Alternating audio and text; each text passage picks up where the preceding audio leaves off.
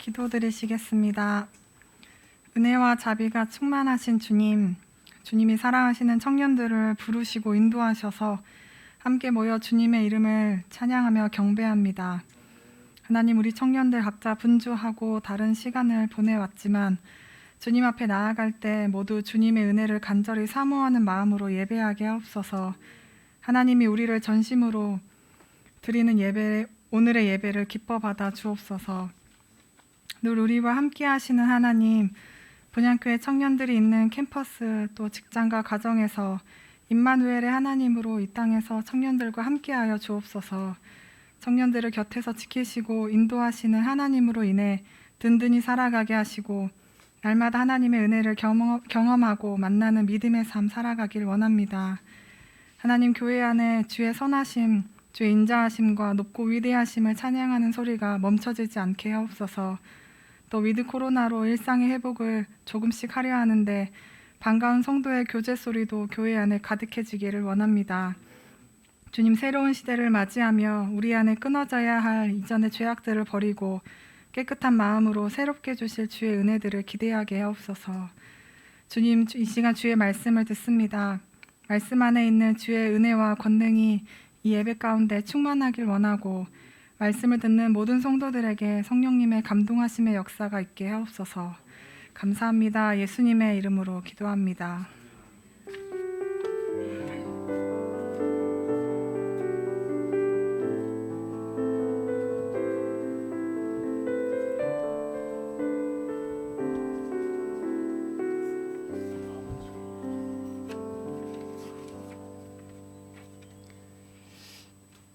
네, 안녕하세요. 네, 반갑습니다. 광고 말씀 우선 드릴게요. 광고 그 주보 4면 참고해 주시면 되겠습니다. 이제 내일부터 그 위드 코로나로 이제 전환이 돼서 단계적으로 이제 방역을 좀 완화하는 그런 추세가 지금 예상이 됩니다.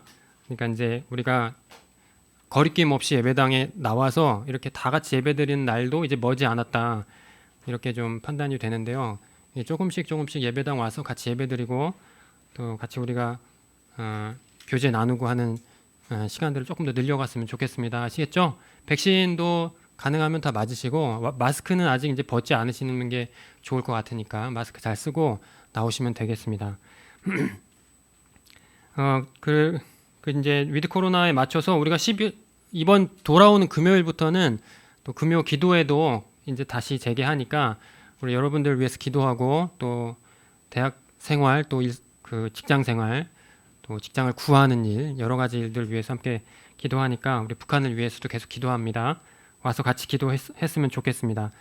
우리 또 유 목사님, 우리 금요일 11월 5일 날 창동 성결교회라는 이제 교회에서 선교 헌신 예배 이제 설교를 하시거든요. 그러니까 이제 같이 또 연합해서 사역할 수 있도록 같이 생각나실 때 또 기도해 주셨으면 좋겠습니다. 그리고 우리 또 반가운 얼굴이 있죠. 고개를 흔들고 있는데 우리 이제 국방의 의무를 수행 중인 최선규 일병이시죠? 벌써 상병이에요? 아니, 벌써 그렇게 됐나요? 예, 상병 잠시 휴가 나왔습니다. 일어서 주시면은 같이 우리 박수로 환영하겠습니다. 예, 뭔가 좀 더 멋있어졌죠? 느낌이. 예, 역시 이제 예. 자, 우리 끝나고 교제 함께 나누시면 되겠습니다. 오늘 또 들어가 봐야 된대요. 들어가는 길에 잠시 이제 들러서 나왔습니다. 아까도 잠깐 들어가는 길에 들었는데 면회도 이제 백신 맞고 이제 2주 지나면 백신 접종 완료하고 2주 지나면 면회도 갈 수 있다 하니까 우리 또 이제 면회도 같이 갔으면 좋겠습니다. 가까운 곳에 있어요. 경기도 시흥 정왕동 근처에. 예. 본인 집보다 아마 가까울 거예요. 네. 자, 오늘 말씀 함께 보겠습니다. 예. 오늘 주신 하나님 말씀은 요한복음 10장 30절에서 33절 말씀입니다. 요한복음 10장 30절에서 33절 말씀, 신약성경 163페이지에 있습니다.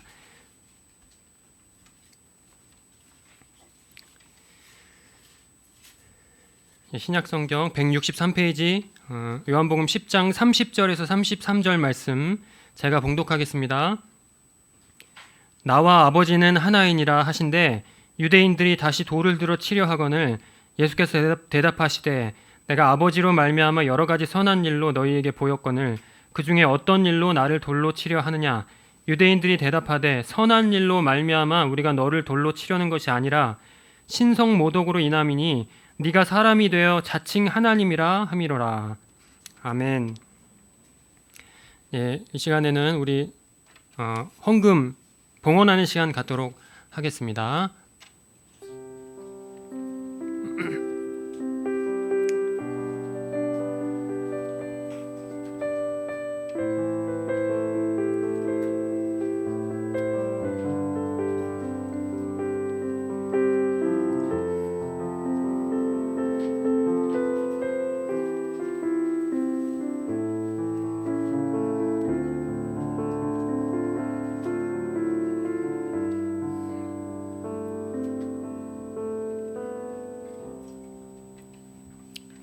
사랑하시는 하나님 아버지 은혜를 감사합니다.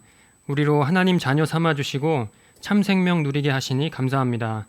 이 시간 주님의 은혜를 감사하며 작은 예물을 하나님께 올려드립니다. 주님 허락하신 아름다운 날에 우리의 가진 것 주께서 허락하신 것임을 마음에 잘 새기고 감사하는 삶을 잊지 않게 하옵소서. 올려진 예물 주님의 뜻대로 사용하시되 쓰이는 곳마다 주님의 영광과 사랑이 드러나는 일이 일어나기를 간절히 원합니다. 함께 하시는 주님께 감사하며 이 모든 말씀 존귀하신 예수님의 이름으로 기도합니다. 아멘.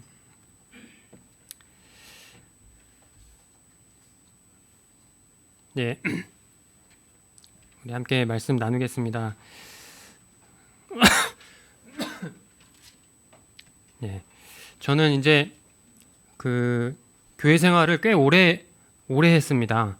네, 제가 지금 40살이 넘었는데 그 어머니 뱃속부터 이제 어머니 뱃속에 있을 때부터 교회배당을 다녔어요. 그러니까 이제 거의 40년 이상 이제 교회당 생활을 이제 했습니다.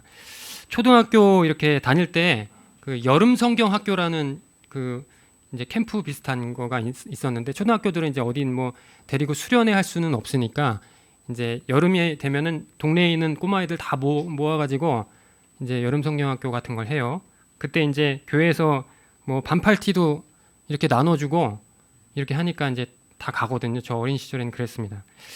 그래서 그 반팔 티셔츠 파란색이었던 걸로 기억을 하는데 그게 아직도 기억이 나요. 그 티셔츠를 입고 교회에 이제 장의자 있죠. 오래된 교회 가면 이제 장의자가 있는데 거기 앉아가지고 뭔가 열심히 만들었던 기억이 아직도 이렇게 납니다. 그러니까 이제 저도 그 나름 가난했던 시절이었거든요. 예, 가난했던 시절에 교회가 그렇게 좋았습니다. 그냥 교회가 좋았어요. 제가 어려서 신앙생활 하던 교회는 당시 말에도 이제 좀 규모가 있었습니다. 그러니까 동네에서는 그래도 굉장히 오래된 교회였고 예배당도 좀 그럴듯한 교회였어요. 그러니까 예배당이 천정이 높은 그런 예배당이었는데 거기 그렇게 이제 어린 꼬마였는데도 그렇게 앉아 있으면 마음이 좀 좋더라고요. 좀 안정이 되고 안식이 된다고 해야 되나? 하여튼 그런 느낌이 있어서 굉장히 좀 좋았습니다. 얼마 전에 제가 목수 안수를 이렇게 받았습니다. 네. 반응이 없으시네요. 아니 뭐 박수 칠 일은 아니고요. 축하해 주셔서 감사드리고요. 많이 위로해 주셔서 또 감사드립니다. 그 안수식을 이제 한 교회가 있어요. 근데 안수식을 한 교회가 이제 저희 동네에 있는 교회인데 저희 교회도 이제 같이 연합해서 사역하는 교회거든요. 부천 평안교회라고. 거기가 이제 예배당이 제법 커요. 아마 이제 우리 천정 높이보다 한 3배, 4배 정도는 천정 높이가 높은 교회인데 저희 이제 둘째 아이가 같이 이제 안수식에 왔어요. 와서 이제 앉아 있었는데 그냥 어른들 예배고 안수식 하는데 뭐가 그 좋았겠어요. 근데 그 느낌이 너무 좋았나 봐요. 그냥 그렇게 뭔가 좀 따뜻하고 좀 웅장하고 이런 분위기가 굉장히 좋았나 봐요. 그래서 요즘도 아빠 그 교회 가자.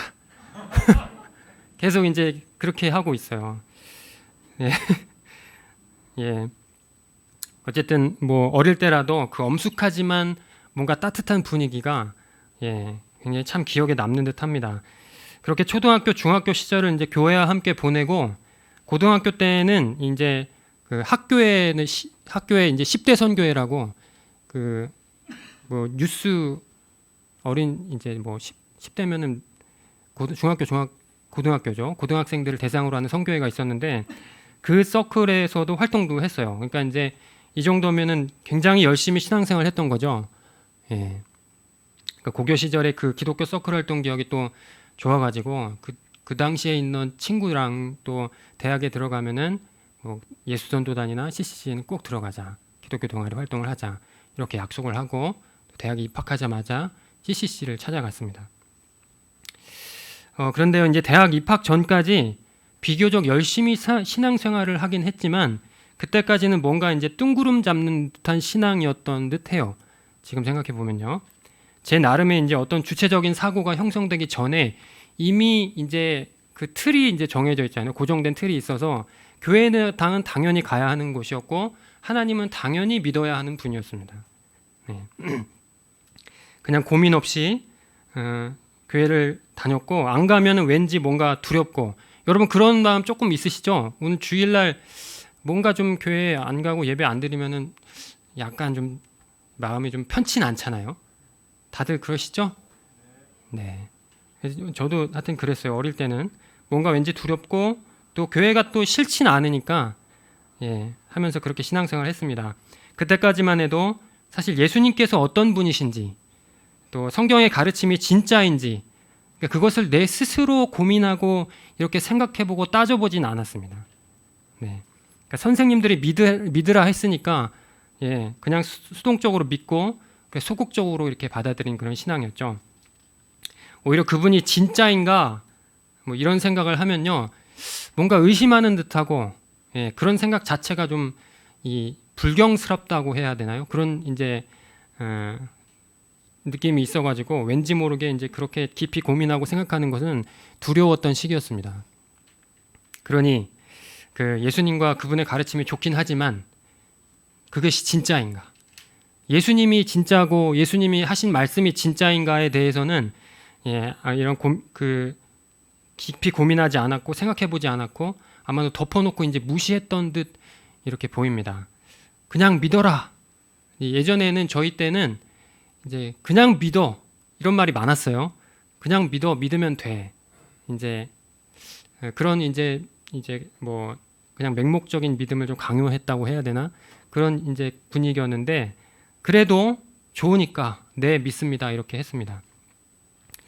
그런데요, 이 성경의 가르침들과 그로 인해서 생겨난 질문들이 있잖아요. 성경은 이제 굉장히 오래된 책이고 우리가 접해보지 못한 문화들이 있고 또 지금과는 많은 이제 사람들의 차이도 있으니까 질문들이 생겨날 수밖에 없죠. 왜 예수님이 이런 말씀을 하셨고 이런 사역들을 하셨는가, 이게 진짜인가, 이런 여러 질문들이 있을 수 있는데 이렇게 스스로 이제 고민하면서 생겨난 질문들에 이렇게 냉철한 이성을 가지고 깊이 생각해보고 뭔가 진지하게 직면해서 논리적으로 따져보고 또 마음 깊은 곳에서 동의하고 이런 과정이 없이 그냥 기계적으로 받아들이는 이런 신앙은요, 지금 생각해보면 정말 이제 약한 듯 보입니다. 굉장히 약해요, 신앙이요. 때로 고난이 찾아오거나 인생이 바빠지면은 혹은 이제 뭐 좀 삶이 풍요해지기 시작하면 그에 따라서 우리 신앙도 흔들리고 또 성경의 가르침은 우선순위에서 밀려나는 그런 일들을 아주 종종 경험하고 지금도 그 일들을 좀 보고 있습니다. 물론 이제 제 대학 이전과 같은 그런 수동적인 생활 역시 또 소중한 신앙의 한 과정입니다. 다만 이제 거기서 머물지는 말아야 한다는 걸 지금 말씀드리고 싶은 거예요. 그 수동적이고 소극적인 신앙에서 머물지 말라 하는 것입니다. 복음과 하나님 나라, 요컨대 이제 성경의 가르침이 우리 삶의 방향을 결정하고 인생의 가치와 의미를 창출하는 이제 어떤 근거나 토대가 되기 위해서는 이성을 가진 존재로서 스스로 치열하게 고민하고 또 생각해보고 또 풀리지 않는 것 기도하고 질문 가져와서 목사님께 묻고 상담하고 그런 마음을 가지고 설교를 듣고 하는 이런 적극적인 과정이 좀 필요합니다. 그냥 나와서 좀 같이 들어라. 물론 이것도 굉장히 중요해요. 중요한 신앙의 과정입니다만 더 나아가서는 스스로 내가 성경에 대해서 좀 더 깊이 알아보고 적극적으로 긍정적으로 도대체 이 성경이 말하는 게 뭔가, 응? 그것들을 한번 진짜 고민하면서 그렇게 교회당 오고 설교 듣고 목사님과 한번 토론하고 싸워보고 하는 일들이 좀 필요합니다. 예. 이 과정을요, 우리가 주도하는 게 아니고 성령님께서 주도하십니다. 그러니까 자신 있게 말씀드릴 수 있는 거예요. 와서 우리 목사님과 토론하시라는 거죠. 부딪혀 보세요. 이 성경의 말씀을 가지고 도대체 이게 무슨 의미고 나한테 어떤 의미고 도대체 우리 인생과는 무슨 상관이 있는가를 이제 따져보고 하는 일들을 좀 우리가 적극적으로 행했으면 좋겠습니다. 여러분 그렇게 하셨으면 좋겠습니다. 네. 적극적으로 생각하고 고민하고 해도 어차피 동일한 결론일 거예요. 그렇지만 그럴지라도 그런 과정을 통해서 얻어진 결론과 논리는요, 힘이 있습니다. 네. 우리 인생의 어떤 중요한 결정을 내릴 때 그 논리들이 이제 같이 영향을 미칠 것이고, 또 우리가 정말 하나님의 안에서 우리 인생의 방향을 결정할 때 그런 가치들이 우리가 힘을 발휘할 것입니다. 이왕에 우리가 신앙 공동체 안에서 만나고 또 성경을 배우고 하는 이 현장에 우리가 함께 나와 있으니까 우리 신앙과 삶에 대해서 진지하게 생각해 보자는 말입니다. 우리 이제 몇몇 제자훈련 목사님이랑 같이 하시는 우리 지체들도 있고 또 성경 공부 이제 같이 하는 분들도 있는데 정말 좋아요. 여러분의 인생은 그렇게 가볍지 않습니다. 물론 지금 목사님 저는 진작부터 제 삶이 가볍다 생각해 본 적 없습니다. 이렇게 하시는 분들이 있으시죠? 예, 정말 그렇습니다. 우리의 삶은 그렇게 가볍지 않습니다. 우리 각자의 삶, 우리의 존재 아주 존귀하고 아름답습니다. 그러니 우리 스스로를 어느 가치에 따라서 세워갈 것인가를 좀 깊고도 진지하게 고민하셨으면 좋겠습니다. 아시겠죠? 예. 성경은요, 여러분 뭐 잘 아시겠지만 교양서적이 아닙니다. 알면 뭐 좀 더 유식해 보이고 몰라도 그만. 요즘에 이제 사실 이제 서양 역사의 대부분이 다 성경에 따라서 진행된 역사이기 때문에 성경의 지식을 모르고는 굉장히 좀 서양을 이해하기가 쉽지 않습니다. 그러니까 뭔가 다른 사람 지식인들에 의하면 성경을 좀 어떤 유식한 그 교양쯤으로 여기는 분들도 종종 목격이 되고 그런 사람들이 있습니다. 성경은요 그렇게 유식해 보이려고 읽어야 하는 고전 이런 책이 아닙니다. 그러니까 몰라도 그만이 아닙니다. 성경은 여러분 잘 아시는 것처럼 하나님께서 누구시고 또 무슨 일을 하시는지 가르칩니다. 우리의 문제가 무엇인지 알려주고요. 죄와 사망, 구원, 참 생명을 다룹니다. 그래서 진짜 삶이 무엇이고 우리가 나아가야 할 길과 목적이 무엇인지 가르칩니다. 그러니까 뭐 하나 가벼운 주제가 없죠. 사실은요. 잘 생각해 보시면 이 성경에서 말하는 주제들과 가르침은 우리 인생, 우리의 삶, 우리의 생명과 관련해서 가벼운 주제가 없습니다. 그냥 넘어가고 지나치고 무시할 만한 주제들이 하나도 없어요. 네. 그러니까 이런 가르침을 접하면서 스스로 고민 한번 해보지 않는다는 것은 각자에게 주어진 이 소중한 생명과 삶에 대해서 별로 관심이 없다는 말과 같다 해도 과언이 아니라 이렇게 좀 생각이 됩니다. 여러분 바라기는 더 깊은 곳으로 적극적으로 나아오시기를 간절히 원합니다. 네. 대학 입학 전까지 이제 제 신앙은 뭔가 뜬구름 잡는 듯하고 소극적이었다. 이렇게 말씀을 드렸는데 이런 저를 바꾼 질문이 하나 있습니다. 적극적으로 고민하고 진지하게 생각하도록 만든 질문이에요. 아마 그때부터 성경을 좀 제대로 보고 또 성경이 뭐라고 쓰여 있는지 좀 관심 가지고 읽어봤던 기억이 있습니다. 그러니까 대학에 들어가자마자 CCC를 찾았거든요. 우리 간사님이 예수전도단인데 저도 이제 사실은 그 당시에 예수전도단 CCC가 굉장히 크게 이제 부흥을 했던 시기였어요. 그래서 저도 이제 맨 처음에는 예수전도단의 문을 열었는데 아무도 없어가지고 다시 CCC로 가서 지금 CCC는 이제 마음에 이제 고향이 됐는데 거기서 이제 어쨌든 성경 공부를 시작했죠. 이제 처음 들어갔으니까 그 성경 공부 첫 교재였던 것으로 기억합니다. 예수님이 누구신가라는 주제였는데 이런 질문이 있었어요. 예수님은 자신이 하나님의 아들이요 곧 하나님이라고 주장하셨다. 이 말이 사실일까? 이런 질문이었습니다. 굉장히 단순한 질문이었어요. 굉장히 단순한 질문인데 지금까지 두렵고 뭔가 좀 불경스러운 듯해서 이제 이 수면 궁금했지만 뭔가 좀 끌어올리기에는 좀 망설여졌던 그런 질문을 대놓고 성경 공부 교재에 이제 했던 거죠. 저는 이 질문을 접하고 나서 정말 이 뭔가 좀 고민하고 생각해봐야 하는 이 사실이다라는 좀 이 생각을 좀 하면서 했던 기억이 좀 있습니다. 어때요? 여러분도 좀 깊이 같이 생각해 보셨으면 좋겠습니다. 단순하지만 정말 단순하죠. 하나님의 아들이라고 주장하셨다. 이 말이 사실일까? 이거 굉장히 단순한 질문인데 정말 고민해봐야 하는 물음이라 이렇게 봅니다. 예. 저는 이 질문을 접하고 그 의미를 발견하는 과정에서 예수님을 좀 더 깊이 만났다 이렇게 말씀드릴 수 있습니다. 예수님께서 자신을 하나님이라고 말씀하셨어요. 그런데 이 놀라운 말씀이 정말 사실일까? 예. 한번 보시죠. 우선은 이제 예수님께서 자신을 하나님이라고 주장하셨는지부터 좀 살펴봤으면 좋겠습니다. 오늘 본문이 그렇습니다. 예수님께서 자신을 하나님의 아들이요 하나님이라 이렇게 주장하신 말씀입니다. 절기로는 초막절이었고요.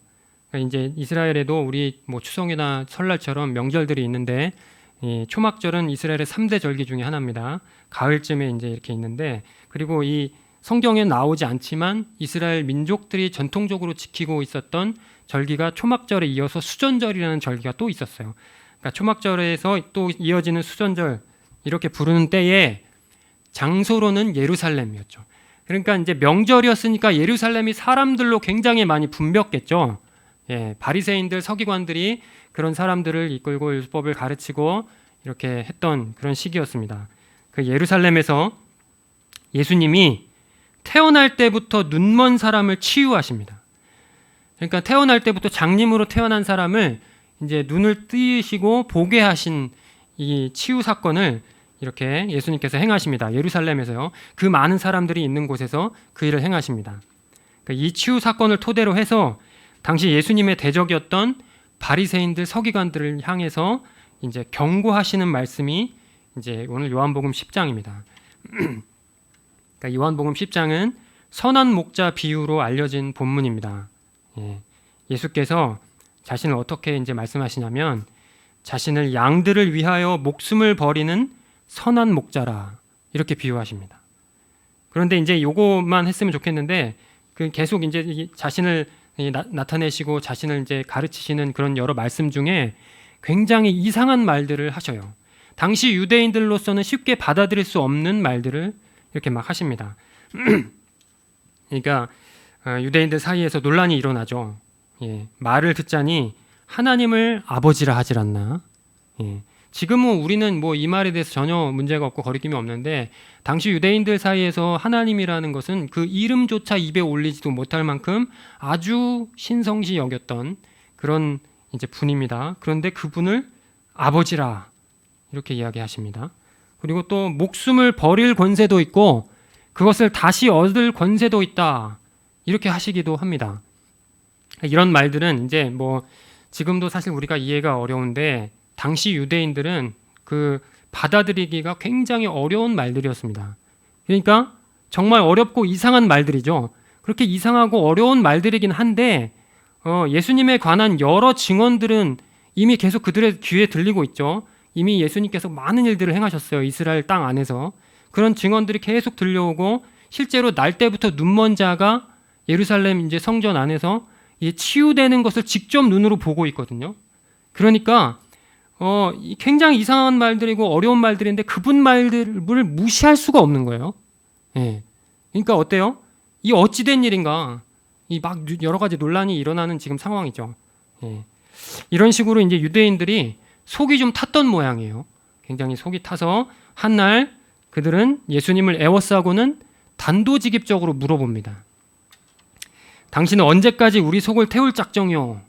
당신이 메시아라면 분명히 말해주시오. 이렇게 이제 아주 직접적으로 물어봐요. 이에 예수님은 이제 여러 말들 끝에 결론적으로 이렇게 말씀하십니다. 오늘 본문이에요. 나와 아버지는 하나이니라. 이렇게 말씀하십니다. 그랬더니 어때요? 유대인들 반응이 그 말을 듣자마자 돌을 들어서 이 예수님을 치려고 이렇게 돌을 듭니다. 33절에 유대인들이 이렇게 말하죠. 선한 일로 말미암아 우리가 너를 돌로 치려는 것이 아니라 신성모독으로 인함이라. 네가 사람이 되어 자칭 하나님이라. 이렇게 이야기하는가. 이제 이렇게 이야기합니다. 그러니까 당시 유대인들은 예수님의 사역과 그 가르침을 두고 이 선지자의 하나로는 인정했던 것으로 보여요. 그러니까 선지자 중에서도 굉장히 위대한 선지자가 이 땅에 났다. 이런 것들은 이제 인정했던 것으로 볼 수 있습니다. 그런데 그 말을 들어보니까 예수님이 하신 직접적인 말을 들어보니까 선지자를 넘어서 자신을 하나님의 아들이라 이렇게 이야기하시는 거예요. 예, 자신을 하나님이라 이렇게 이야기하십니다. 이에 유대인들은 하나님을 모독했다 이렇게 하면서 돌을 들었습니다. 예, 어떻습니까?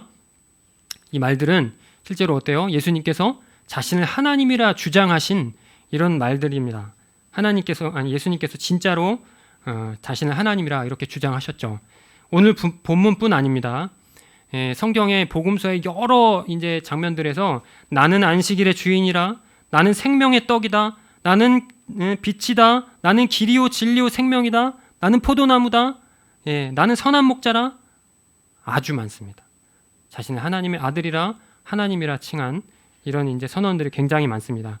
요 지금 제가 말씀드린 이 문장들을 보면요, 특별히 나는 이다라고 말하고 있죠. 이 표현은요, 요한복음에서는 아주 굉장히 중요한 표현입니다. 당시 유대인들은 이 표현을 다 알아들었던, 그 당시의 유대인들은 다 알고 있었던 아주 중요한 표현이고 또 매우 의도적인 표현법입니다. 그러니까 요약하면 나는 이다라는 이 말은요, 하나님이 스스로를 부르신 이름과 같습니다.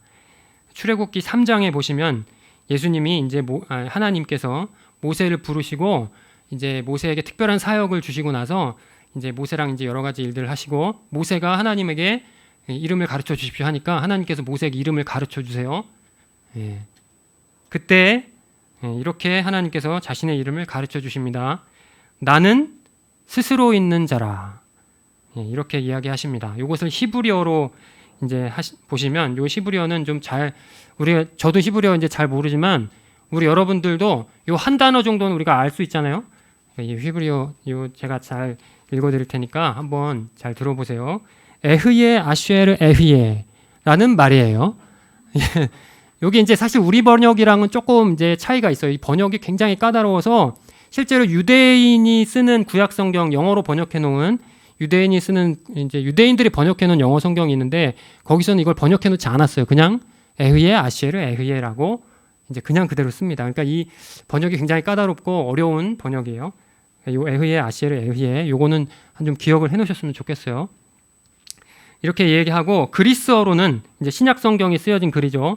그리스어로는 앞에 에흐예가 에고에이미라는 말이에요. 에고에이미. 잘 기억해 두셔요. 이 에고에이미는 방금 말씀드린 문장에 이렇게 번역된, 어렵죠? 좀 기다려서 금방 지나가요.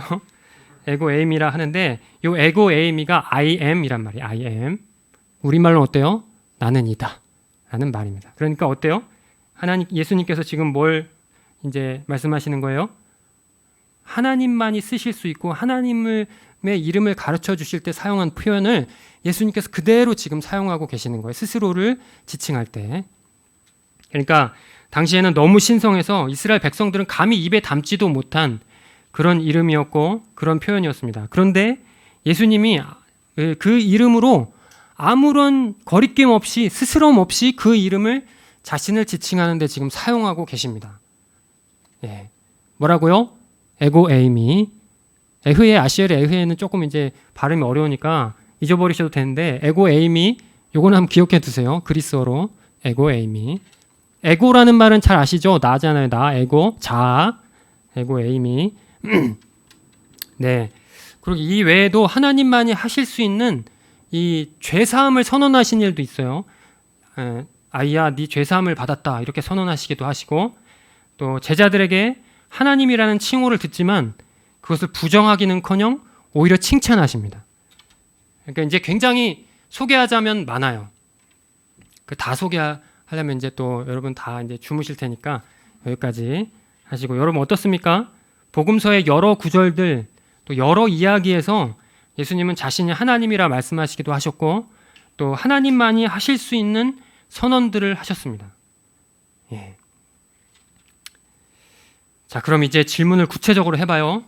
우리가 간략히 살펴본 것처럼 예수님은 자신이 하나님의 아들이라 하나님이라 분명히 주장하셨습니다. 그런데 이 주장이 사실일까요? 예, 아멘이죠. 자, 질문을 바꿔볼게요. 만약 예수님의 주장이 진실이 아니라면 어떻습니까? 네, 잘 생각해 보세요. 만일 자신이 하나님이라 하신 그 주장이 사실은 하나도 진실이 아니었고, 예수님 스스로도 그 주장이 진실이 아니라는 것을 잘 알고 있었어요. 그럼 우리는 예수님에 대해서 어떤 결론을 내릴 수 있습니까? 요게 이제 그 성경구 교재 제가 공부했던 그 성경구 교재에 그대로 있던 질문이에요. 네. 잘 따라오고 있죠? 네. 자, 눈을 크게 뜨시고, 이게 지금 굉장히 그 온풍기가 더워가지고 많이 지금 지치실 텐데 잘 따라오세요. 예수님께서 자신이 하나님이라 주장하셨다. 그런데 이 말이 하나도 진실이 아니고 예수님 스스로도 그 말이 진실이 아닌 것을 알고 있었다. 그럼 예수님 뭐 하신 거예요? 그렇죠. 스스로 진실이 아닌 것을 알고 있음에도 스스로 하나님이라 이렇게 주장하셨다면 예수님께서 사기를 친 것입니다. 아주 이 사기 중에서도 굉장히 큰 위대한 사기라고 할 수 있겠죠. 사기를 치신 것이죠. 당연히 거짓말 하신 것입니다. 근데 여러분 생각해 보십시오. 정말 그럴까요? 예수님이 거짓말 하신 것이고 제대로 사기를 쳐서 온 인류를 완전히 그냥 그 사기꾼의 어떤 그 꾀임에 말려들게 한 것일까요? 그럴 수 없습니다. 절대로. 자, 따져봅시다. 우리는 예수님이 그 유대인이었고 당시 율법 선생님들보다 더 나은 의를 강조하셨다는 것을 우리가 잊으면 안 됩니다.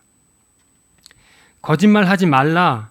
이 거짓말하지 말라는 이 가르침, 이 명령은 율법 중에서도 율법의 근간이고 또 헌법에 해당하는 매우 중요한 명령입니다. 십계명에 있죠.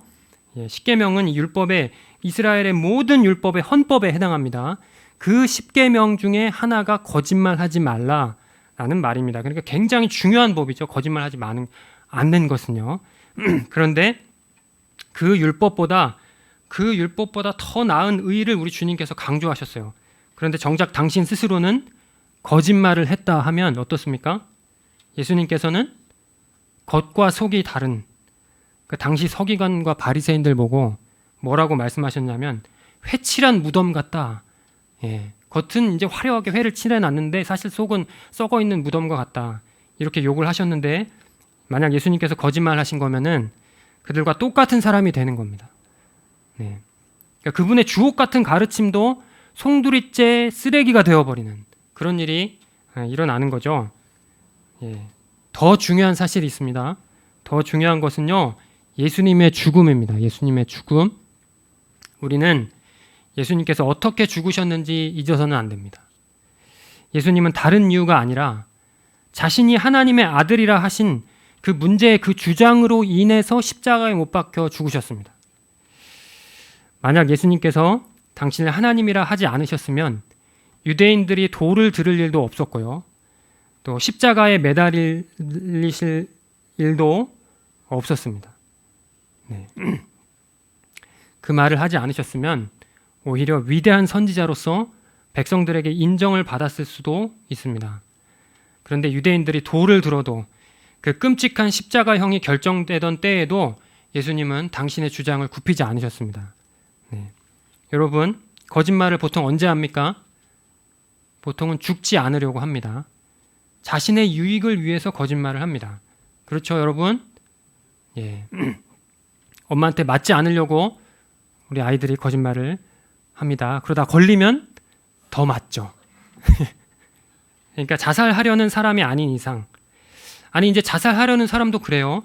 자살하려는 사람일지라도 정신이 온전히 박혀있는 한 그 죽음이 역사상 가장 고통스럽고 가장 잔인한 십자가형임에도 그런 방식으로 죽기 위해서 거짓말을 하는 사람은 없습니다.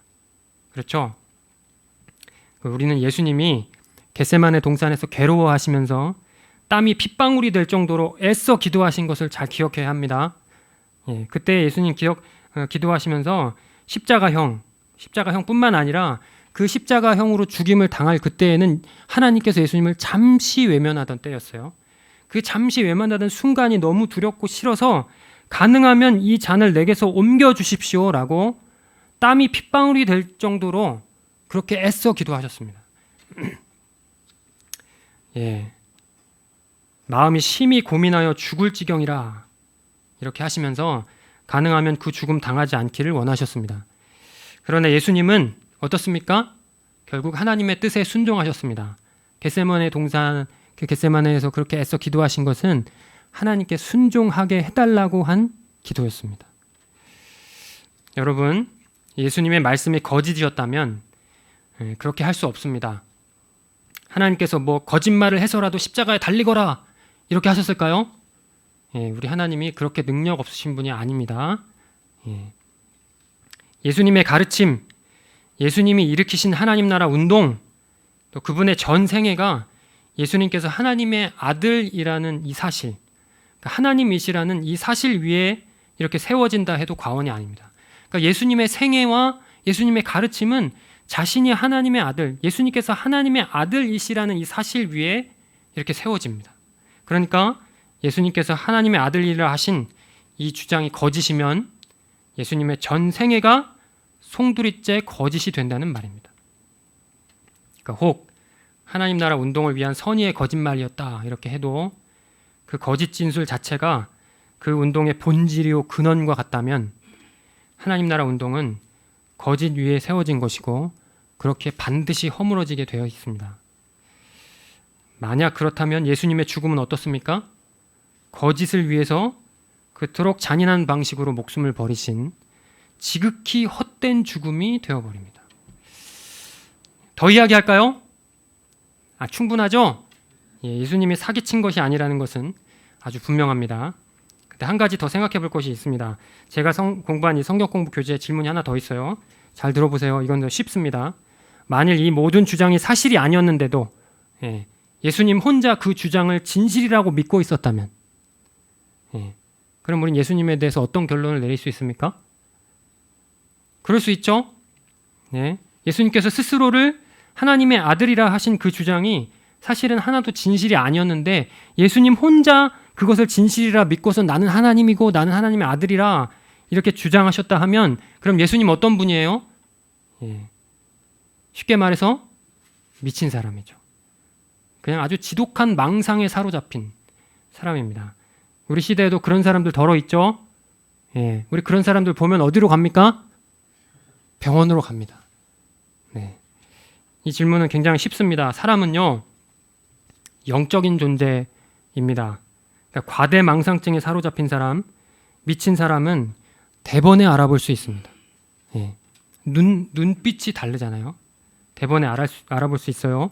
정신이 나간 사람이 복음서에 기록된 것과 같은 그런 가르침을 할 수도 없거니와 역사상 망상에 사로잡힌 미친 사람의 가르침에 정신이 온전한 그 많은 사람들이 변화되고 인생을 바꾸고 역사가 뒤바뀐 일은 없습니다.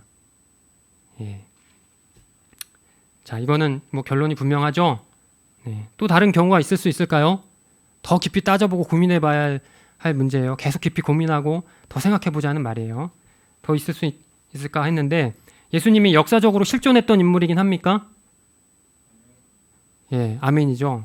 근데 이거 굉장히 우리에게는 황당한 질문인데 사실 이 질문이 실제 있었습니다. 학자들 사이에서. 예수님이 실존했던 인물일까? 이런 아주 이런 질문들에 대해서 학자들 사이에서 굉장히 고민이었고 논란이 됐던 때가 있습니다. 황당하지만 이와 관련한 연구가 이제 활발하게 진행됐던 것이 그리 오래되지 않았습니다. 뭐 당연하게도 예수님께서 역사적 인물이라 하는 이 사실에 지금 이의를 제기하는 사람은 이제는 거의 없습니다. 학자들 사이에서 연구가 다 종료가 됐습니다. 그러니까 지금은 예수님께서 실존하셨고 역사적 인물이라 하는 사실에 대해서 의심하는 사람들은 거의 없어요. 그러니까 여러분 어떻습니까? 더 찾아볼 것 없이 하나님 나라 그냥 싫다, 나는 예수님 싫다 하는 사람이 아닌 이상 이 정도면 충분하다 생각이 됩니다. 우리 예수님이요, 사기꾼도 아니고 미치광이는 더더욱 아닙니다. 그리고 역사적으로 실존하셨던 분이십니다. 그의 가르침, 그분의 죽음, 또 그분의 부활 실제입니다. 그러면 예수님께서 하나님이시라 하는 이 주장이 사실이라면 잘 들어보십시오. 복음서에 기록된 그 성경 전체에 기록된 모든 이야기는 진실이라. 그분은 하나님의 아들 그리스도시요 우리의 구주가 되십니다. 인간이란 이성을 가진 존재죠. 이성을 가진 존재요. 우리가 얼마나 생각이 많고 또 논쟁하기를 좋아하나요? 그렇죠, 여러분? 그러니까 이제 작은 어떤 뭐 틈만 있으면 우리가 그 비집고 들어가서 논쟁하고 토론하기를 좋아하는 그런 이제 우리입니다. 더구나 이제 19세기 이후에 그 이성을 최고의 가치로 두기 시작한 이후부터는 그러한 논쟁과 토론은 거의 모든 주제들 가운데 아주 심화되었습니다. 그리고 성경은 어떻습니까? 그 주제들 가운데서 아주 단연 수위를 차지합니다. 그냥 성경을 어떻게 하면 이 뭔가 좀 어설픈 책으로 만들어 볼까 하고 수많은 머리 좋은 사람들이 달려들었어요. 성경이 가르치는 진리 앞에 그만큼 수많은 도전들이 있었다는 의미입니다. 그러나 여러분, 예수님께서 그리스도라 하는 이 사실과 그분의 가르침, 십자가의 죽음, 그리고 그분의 부활, 그리고 하나님 나라의 복음은요, 그 머리 좋은 사람들의 수많은 도전들 앞에서 단 한 번도 좌절된 적이 없습니다. 지금까지. 여러분, 자, 우리 이제 눈을 뜨시고 어느 편에 서시겠습니까? 감사합니다. 사실 둘 중에 하나죠. 예수님의 말씀을 진리로서 받아들이거나 아니면 거짓으로 단정짓고 걷어차버리거나 둘 중 하나입니다. 우리 여기 앉아 계신 우리 사랑하는 형제 자매님들, 우리 주님 진리로서 마음 깊이 모셔드리셨으면 좋겠습니다. 이미 그렇게 하시는 줄 믿습니다. 그렇다면 정말 잘하고 계십니다. 여기서 한 가지 또 이제 추가적으로 말씀드릴 게 있는데, N.T. 라이트라는 학자가 있어요. N.T. 라이트라는 학자가 둘 중 하나인 이 기로에서, 둘 중에 하나잖아요. 이쪽 아니면 저쪽. 근데 이 기로에서 이도 저도 아닌 그 애매한 위치에 있는 이런 사람들에 대해서 소개합니다. 이렇게 말합니다. 허리케인이 사람이 되고 불이 육신이 되고 생명 자체가 생명이 되어서 우리 가운데 걸어 다녔다. 이런 주장은 받아들이기에는 너무 엄청난 주장이다. 하지만 이 주장이 아니면 기독교는 아무것도 아니다. 이렇게 말했어요. 이게 무슨 말이냐면 예수께서 하나님이시라 하는 이 주장은 허리케인이 사람이 되고 불이 육신이 되었다 하는 말만큼 엄청난 주장이라, 이런 말이에요. 그런데 바로 그 엄청난 주장이 기독교의 핵심이요 본질이라, 이런 의미입니다. 그러니까 예수님께서 하나님이시라 하는 이 주장이 아니면 기독교는 아무것도 아니라는 말입니다. 그리고 계속해서 이렇게 말합니다. 예수님의 말씀은 세상의 가장 깊은 현실을 더없이 분명하게 밝혀준 주장이거나 얼토당토하는 거짓이거나 둘 중에 하나다. 지금 우리가 나눈 것과 같은 말이에요. 그런데 우리 대부분은 어떻게 사냐면, 우리 대부분은 감히 이렇다 저렇다 확실하게 말하지 못하고 안타깝게도 그 중간에 얄팍한 세상에서 살고 있다. 이렇게 말했습니다. 우리 그리스도인들 혹은 이제 그리스도인 아닌 사람들, 성경을 좀 아는 사람들, 예수님을 아는 사람들의 어떤 삶의 태도에 대해서 이제 지적하면서 이야기한 말이에요. 우리가 나눈 대로 예수님의 말씀은 진리이거나 아니면 사악한 거짓이다. 그렇죠? 둘 중에 하나입니다. 진리로서 받아들이거나 아니면 거짓으로 단정짓고 걷어차버리거나. 그런데 어떻습니까? 대개의 사람들은 관심 가지고 좀 잘 생각해 보면은 예수님의 주장이 정말 명백해요. 그러니까 거짓이라 할 수는 없어요. 우리 지금 교회 다니지 않는 사람들한테 가서 물어보세요. 예수님이 거짓말쟁이였습니까? 아니, 무슨 예수님이 거짓말쟁이였어? 이렇게 반응할 거예요. 그럼 예수님이 미치광이었을까요? 아니, 어떻게 그분이 미치광입니까? 이렇게 반응할 거예요. 믿지 않는 사람들도. 그러니까 예수님의 주장이 거짓이라 이렇게 이야기할 수는 없어요. 그런데 그렇다고 그 주장을 섣불리 받아들이지는 못하겠는 거예요. 그 주장을 받아들이면 포기해야 할 게 너무 많아. 예, 물론 그런 이제 포기해야 할 것들을 생각하지 않은 사람들도 이 주장을 쉽게 받아들이기는 어려운 거예요. 그렇다고 거짓이라고 할 수는 없어요. 지금 유대인들이랑 태도가 비슷하죠. 예. 눈앞에 지금 이 눈먼 자가 치유된 이 역사를 보고 있는데 그런데 예수님을 받아들이지는 못하겠는 거예요. 그렇게 이렇다 저렇다 확실히 하지 않은 채로 그냥 그런 채로 살아간다. 이 말입니다. 쉽게 말하면 이제 뭐 그냥 관심을 두고 싶지 않다. 이렇게 생각하는 걸 수도 있겠습니다. 여러분 어떻습니까? 그래서는 안 됩니다. 아멘이시죠? 네. 이건 이제 이런 너무나도 분명한 사실을 두고도 그 중간에 얄팍한 세상에서 태도를 확실하지 하지 않은 채 관심 두지 않고 살아가는 것은요, 자신을 속여야만 가능한 일이에요. 네. 스스로도 압니다. 조금만 떠들어다 보면, 그리고 교회에 와서 조금이라도 설교 말씀 한번 들어보면 예수님 말씀이 얼마나 확실한 사실인지 알아요. 예. 처음에 말씀드렸듯이 이 진리는 여러 교양 지식 중에 하나가 아닙니다.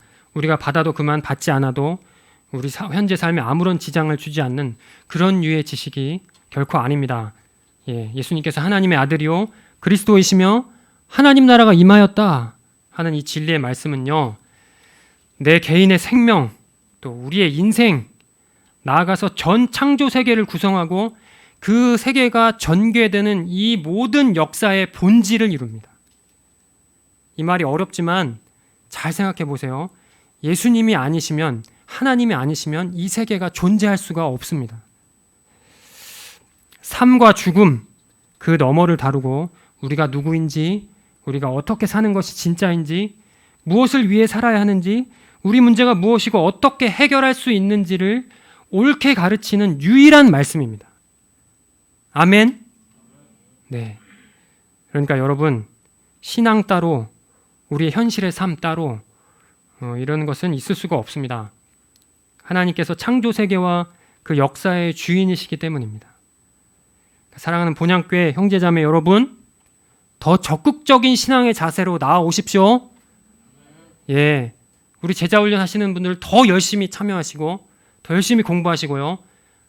하기를 원하시는 분들 얼른 신청하시고요. 아시겠죠?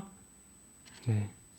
최소한 예수님이 그런 분이시라는데 정말인지 주의 깊게 생각하면서 성경을 한번 읽어보시고, 그렇게 예수님을 마음 중심에 모셔서 이제는 나에게서 돌이켜 그분의 가르침 위에 인생의 방향을 설정하고 그 말씀 위에 가치를 세우고자 애쓰고 하는 일이 일어났으면 좋겠습니다. 예, 그렇게 주님을 따르고 그분과 동행하는 일을 위해서 아까도 말씀드렸지만 목사님께 묻고 설교 듣고 성경 공부에 참여하고 이렇게 하셨으면 좋겠어요. 그랬을 때 누릴 수 있는 진짜 행복과 안식을 맛보고 또 그것을 기쁨으로 이 교회에 와서 서로 나누고 하는 이런 공동체가 되었으면 좋겠고, 그런 일들이 우리 지금 잘 하고 있는 것처럼 계속 끊이지 않고 일어났으면 좋겠습니다. 사랑하는 여러분, 나와 아버지는 하나이니라. 예수님은 하나님이시오 만물의 주권자이십니다. 그런 분께서 우리를 사랑하사 우리를 위해 자기 목숨을 내어주셨습니다. 우리 함께 마음 정해서 예수님을 나의 주 나의 하나님으로 깊이 모셔드리고 그렇게 참 생명과 참 가치 위에 세워진 요 매일의 삶을 우리가 기쁨 가운데 즐거이 살아가기를 여러분 정말 간절히 원합니다. 예, 우리 함께 이 시간 기도하셨으면 좋겠습니다. 우리 같이 이제 기도하길 원합니다. 속으로 기도해도 좋아요. 근데 이 시간은 잠시 이제 졸리던 마음을, 졸리던 우리 육신을 다시 깨우고 내 말로, 그래도 속으로 해도 괜찮은데 내 말로 고백했으면 좋겠습니다. 내 말로 이렇게 좀 고백하면서 기도하길 원합니다. 예수님께서 하나님이심을 믿고 마음 깊은 곳에 주님을 모셔드립니다. 나의 주 나의 하나님이 되어주셔서 이제 주의 사랑받는 백성으로 기쁨 가운데 살아가게 하시고 우리 인생의 의미를 주님 안에서 발견케 하시고 그 가치를 정말 우리가 평생 그 따라가야 할 소명과 가치를 발견하게 하옵소서. 이렇게 기도하셨으면 좋겠습니다. 함께 기도하겠습니다. 사랑하는 하나님, 우리 모든 청년 지체 또 우리 대학부 지체 형제 자매님들 이제는 정말 적극적인 신앙의 자리로 나아오기를 간절히 원합니다. 우리가 마음을 하나님께 드리고 또 예수님께서 진리이시오 또 하나님이시라는 이 사실을 우리가 인정하며 그것을 하나님 우리의 마음속에 받아들일 때 이것이 더 우리에게 얼마나 깊은 의미인지 또 이것이 어떤 의미인지 우리가 정말 고민하고 생각하고 또 치열하게 하나님 우리가 기도하면서 우리 이제는 정말 하나님 다른 것 아니라 우리가 하나님 안에서 우리의 인생을 설계하고 또 하나님 안에서 또 우리의 인생의 가치를 투신하고 인생을 투신하고 하는 그 일들이 주님 일어나게 하여 주옵소서. 하나님 나의 주 나의 하나님이신 우리 예수님을 따라 사는 삶의 그 기쁨과 행복을 맛보게 하시고 그 안에서 하나님 우리가 참 안식을 누리고 그러면서 하나님 우리가 삶이 어떠하든 우리의 삶에 하나님 어떤 어려움 중에 있든 주님을 인하여서 우리의 기쁨이 흔들리지 않고 우리 확신이 흔들리지 않는 하나님 그 삶을 살 수 있도록 주께서 역사하여 주옵소서. 함께 하시는 우리 주님 우리 모든 청년 지체들 또 이 시간 나오지 않은 모든 지체들의 동일한 은혜가 하나님 일어나기를 주님 간절히 원합니다. 함께하여 주옵소서. 감사하며 이 모든 말씀 존귀하신 예수님의 이름으로 기도합니다. 아멘. 예, 우리 이 시간 다 함께 일어나셔서 찬송하겠습니다. 찬송가 94장입니다. 찬송가 94장 함께 찬송하겠습니다.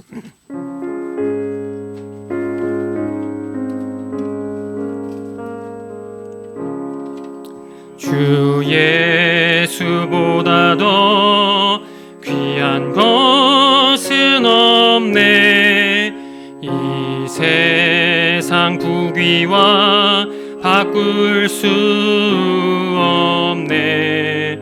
영죽은 내 대신 돌아가신 그 놀라운 사랑 잊지 못해. 세상 즐거움 다 버리고 세상 자랑 다 버렸네. 주 예수보다 더 귀한 것은 없네. 예수 밖에는 없네. 주 예수보다 더 귀한 것은 없네. 이 세상 명예와 바꿀 수 없네. 이전에 즐기던 세상 일도 주 사랑하는 마음 뺏지 못해. 세상 즐거움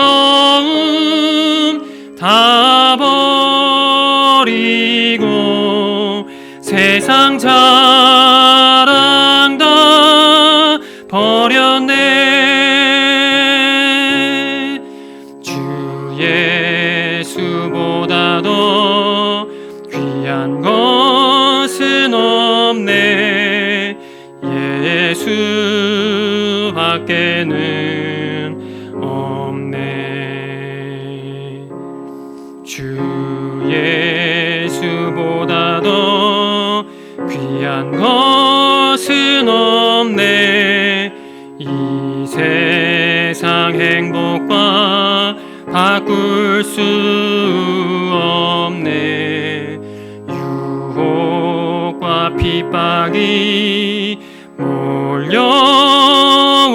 몰려와도 주 섬기는 내 맘 변치 않아. 세상 즐거움 다 버리고 세상 자랑 다 버렸네. 주 예수보다 더 것은 없네. 예수 밖에는 없네.